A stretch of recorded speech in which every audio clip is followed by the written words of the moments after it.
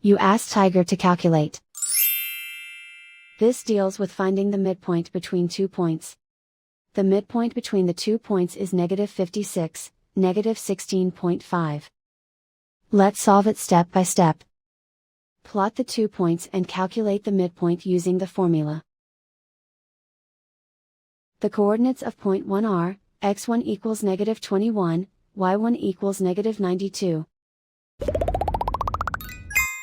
The coordinates of point 2 are, x2 equals -91, y2 equals 59. PM represents the midpoint of the 2 points.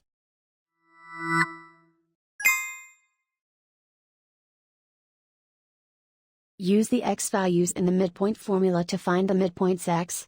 x1 equals -21. x2 equals -91. Simplify the arithmetic.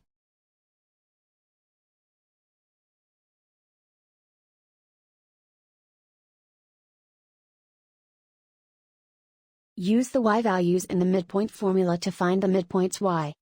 y1 equals -92. y2 equals 59. Simplify the arithmetic.